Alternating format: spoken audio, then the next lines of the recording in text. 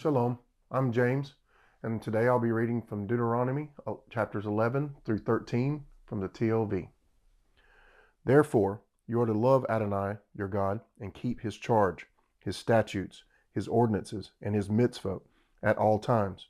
And you should know this day that it was not your children who knew or saw the discipline of Adonai your God, his greatness, his mighty hand, and his outstretched arm, his signs and the deeds he did in the midst of Egypt, to Pharaoh, king of Egypt, and to all his land, and what he did to the army of Egypt, to its horses and chariots, when he made the waters of the sea of reeds flow over them as they chased after you, and how Adonai has destroyed them to this day, what he did for you in the wilderness until you came to this place, and what he did to Dathan and Abiram, sons of Eliab, son of Reuben, how the earth opened its mouth and swallowed them up, along with their households and tents and every living thing that followed them, in the midst of all Israel. Rather, it is your own eyes that have seen every mighty deed that Adonai has done. Therefore, you are to keep the whole mitzvah that I am commanding you today, so that you may be strong and go in and possess the land that you are crossing over to possess, and so that you may prolong your days on the land that Adonai swore to give your fathers, and to their descendants, a land flowing with milk and honey. For the land you are going in to possess is not like the land of Egypt, from which you came. There you planted your seed and watered it by foot, like a vegetable garden. But the land you are crossing over to possess is a land of hills and valleys. Drinking from the rain of the heavens, it drinks in water. It is a land that Adonai, your God, cares for. The eyes of Adonai, your God, are always on it, from the beginning of the year up to the end of the year.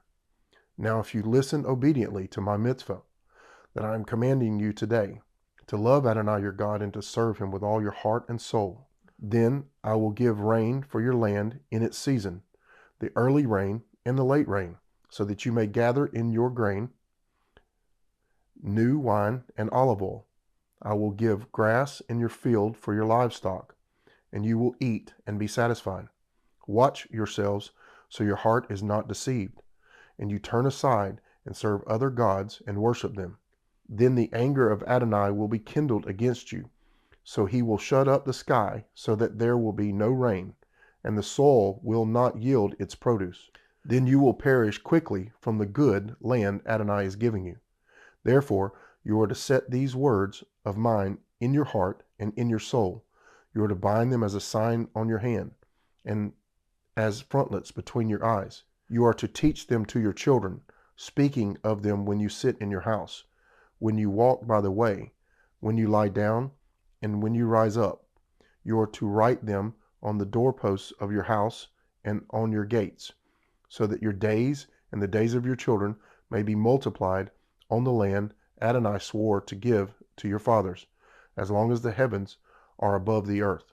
For if you will diligently keep all this mitzvah that I am commanding you to do, to love Adonai your God, to walk in all his ways, and to cling to him, then Adonai will drive out all these nations from before you, and you will dispossess nations greater and mightier than yourselves.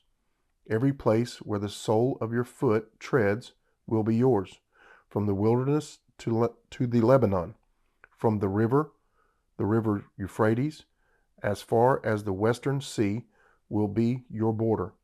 No one will be able to stand against you. Adonai your God will put the fear and dread of you upon all the land where you tread, just as he has promised you. See, I am setting before you today a blessing and a curse. The blessing, if you listen to the mitzvah of Adonai your God that I am commanding you today, but the curse, if you do not listen to the mitzvah of Adonai your God, but turn from the way I am commanding you today, to go after other gods you have not known. Now, when Adonai your God brings you into the land you are going into possess, you are to set the blessing on Mount Gerizim and the curse on Mount Ebal? Are they not across the Jordan toward the west, in the land of the Canaanites, who dwell in Arabah, opposite Gilgal, beside the oaks of Moreh? For you are about to cross over the Jordan, to go in to possess the land Adonai your God is giving you. You will possess it and dwell in it, and you will take care to do all the statutes and ordinances that I am setting before you today. These are the statutes and ordinances that you are to make sure to do in the land that Adonai, the God of your fathers, has given you to possess, all the days that you live on the earth. You must utterly destroy all the places where the nations that you will dispossess serve their gods, on the high mountains and on the hills and under every green tree. You are to tear down their altars, smash their pillars, burn their Asherah poles in the fire, and cut down the carved images of their gods. And you are to obliterate their name from that place. You are not to act like this towards Adonai your God. Rather, you are to seek only the place Adonai your God chooses from all your tribes to put his name to dwell. There you will come. There you are to bring your burnt offerings and your sacrifices, your tithes, the offering of your hand, your vow, and freewill offerings, and the firstborn of your herd and of your flocks. There you and your households will eat before Adonai your God, and rejoice in every undertaking of your hand, as Adonai your God has blessed you. You will not do all the things as we are doing here today, everyone doing what is right in his own eyes. For you have not yet come to the resting place and the inheritance that Adonai your God is giving you. But when you cross over the Jordan and settle in the land that Adonai your God enables you to inherit, and he gives you rest from all your enemies around you, you will dwell in safety. Then the place Adonai your God chooses to make his name dwell, there you are to bring all that I command you, your burnt offerings and sacrifices, your tithes, the offering of your hand, and all your finest vow offerings that you vow to Adonai. Then you will rejoice before Adonai your God, you and your sons and daughters, your slaves and maids, and the Levite in your towns, for he has no portion or inheritance among you. Be careful that you do not offer your burnt offerings in any place you see. Rather, do so only in the place Adonai chooses in one of your tribes. There you are to offer your burnt offerings, and there you are to do all I am commanding you. However, you may slaughter and eat meat within all your gates, whatever your souls desire, according to the blessing Adonai your God has given you. Either the unclean or clean may eat of it, as they would a gazelle or a deer. But you are not to eat the blood. You are to pour it on the ground like water. You may not eat within your gates the tithe of your grain, or new wine, or oil, or the firstborn of your herd, or of your flock, or any of your vow offerings that you vow, or your freewill offerings, or the offering of your hand. Rather, you are to eat them before Adonai your God, in the place of Adonai your God chooses. You, your son and daughter, your slave and maid, and the Levite within your gates. And you will rejoice before Adonai your God in every undertaking of your hand. Be careful that you do not neglect the Levite as long as you live on the earth. When Adonai your God enlarges your territory as he has promised you, and you say, I want to eat meat, because your soul craves meat, then you may eat meat, all your soul's desire.